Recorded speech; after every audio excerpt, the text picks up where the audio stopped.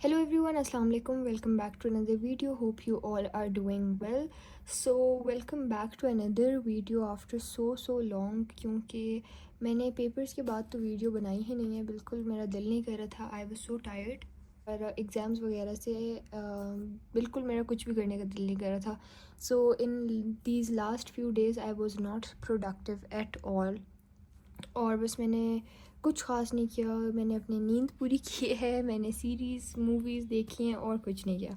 So finally I am making the analysis of English paper. Again it was very asked, so I thought कि ये बना लेते हैं.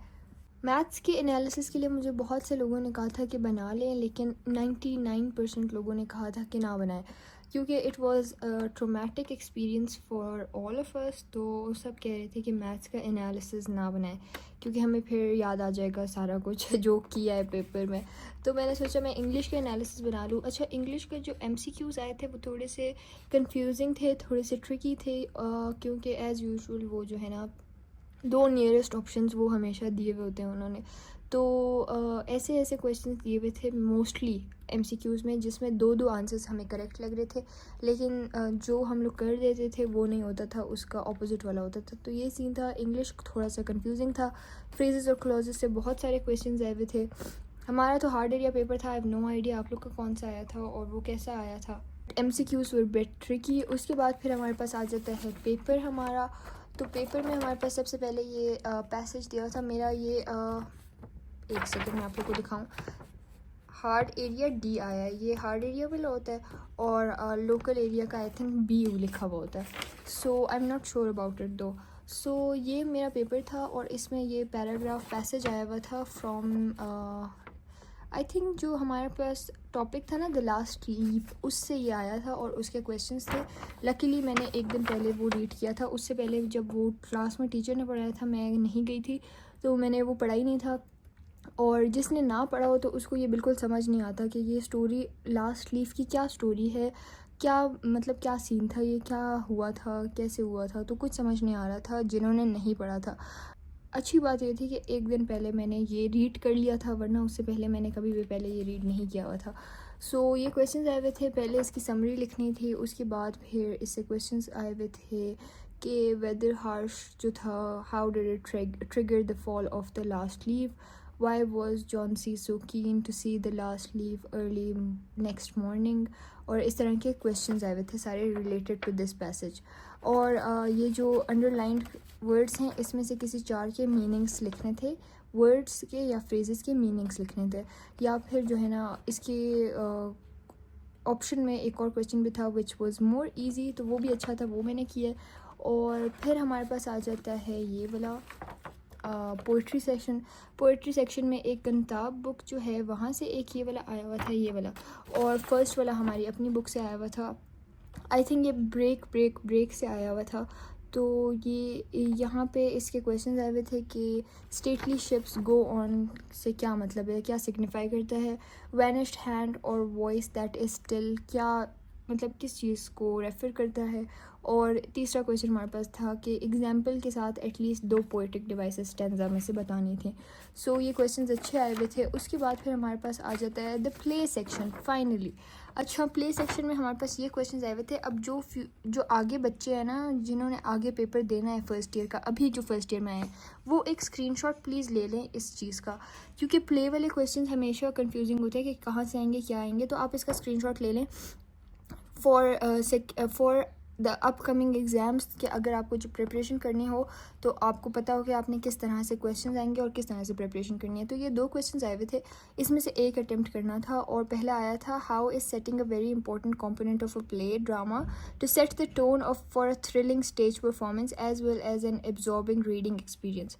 तो ये सेटिंग का इन्होंने पूछा हुआ था. और सेटिंग हमारे पास बहुत थोड़ा सा टॉपिक था, लेकिन इन्होंने स्पेसिफाई थ्रिलिंग स्टेज परफॉर्मेंस के लिए स्पेसिफाई करके पूछा था, तो इसलिए मैंने ये वाला नहीं किया. मैंने किया है ये दूसरा वाला, which was what are some of the essential components of a play और story in one act play to make it an interesting and cohesive piece of writing. Illustrate with the example of literary work of this genre which you have gone through recently. तो play के बारे में लिखना था. अब play के जो है ना, कंपोनेंट्स ऑफ प्लॉट लिखने थे, वही जो राइजिंग एक्शन है, क्लाइमेक्स वगैरह, और उसके बाद फॉलिंग एक्शन, कॉन्फ्लिक्ट, वो सारी चीज़ें, एंटी क्लाइमेक्स, वो सब लिखना था। और उसको हमने कनेक्ट करना था वन एक्ट प्ले से। और वन एक्ट प्ले भी कौन सा वन एक्ट प्ले, जो हमने रिसेंटली पढ़ा था, हमने 14 पढ़ा था, तो उससे रिलेट करके हमें ये लिखना था।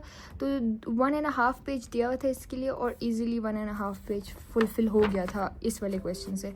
उसके बाद हमारे पास आया हुआ है, यहाँ पे देखें, एक लेटर, फॉर्मल लेटर इंक्लूडेड था और एक एप्लीकेशन इंक्लूडेड थी।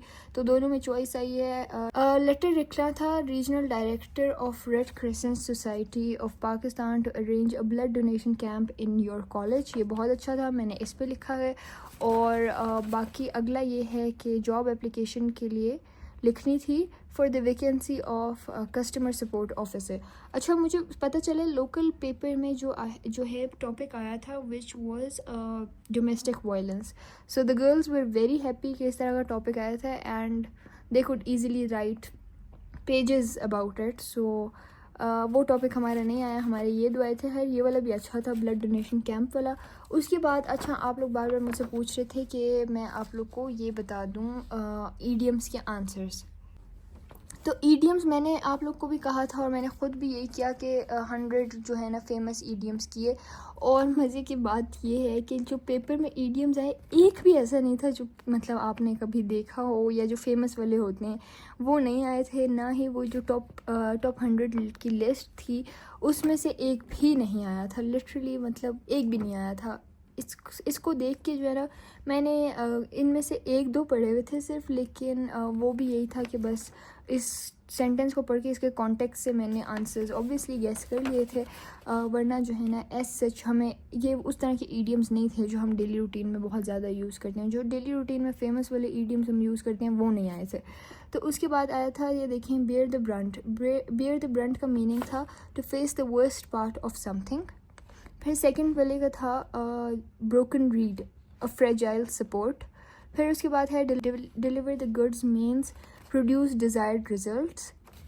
फिर हमारे पास बाय फिट्स एंड स्टार्ट्स का मीनिंग है lack of steadiness in work. Cut a sorry figure means fail to perform. Equal to the occasion means, I am not sure about this one, I think achieve a specific task. अच्छा, फिर उसके बाद हमारे पास एक आ जाता है second last वाला, in the doldrums, which meant in a state of inactivity. उसके बाद फिर हमारे पास आ जाता है not live by our wits, which meant live on fraud and dissipation.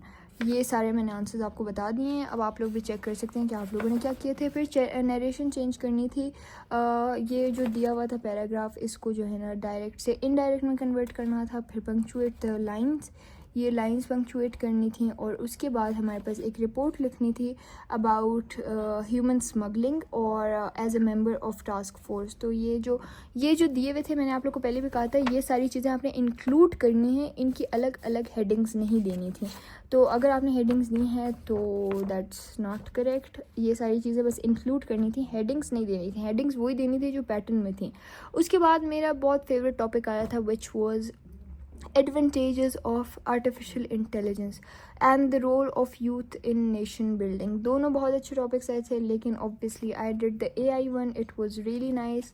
और इस पे मेरे पास बहुत मटेरियल भी था, तो मैंने बहुत easily AI वाला कर लिया था। पेपर ओवरऑल अच्छा आया था। अगर MCQs भी अच्छे आए होते तो और अच्छा सीन हो जाता। बाकी सब्जेक्टिव थोड़ा ईजी आया था, अच्छा आया था। It was not that bad. Topics easily आए थे, ऐसे ईजी टॉपिक्स आए थे जिस पे हमारे पास मटेरियल था लिखने के लिए। तो it was nice, I liked it. और प्ले का क्वेश्चन भी शुक्र है अच्छा आ गया था, क्योंकि इस चीज़ के बारे में हमें सबसे ज़्यादा डर था। वरना तो हर चीज़ अनसीन आनी थी, प्रेपरेशन जितनी भी कर लेते it wouldn't have worked. But play का ये था कि preparation करके जाना important था। So yeah, this was it for today's video. I hope you all liked it, and finally we all are free। papers ख़त्म हो चुके हैं। congratulations to you all। और जिनका stats का पेपर रहता था, तो I hope कि it goes well। और let me know in the comments कि आप लोग का पेपर कैसा हुआ stats का, और बाकी सब भी बताएं कि English का पेपर कैसा हुआ। So yes, till next time, Allah Hafiz, see you all in the next one, bye bye।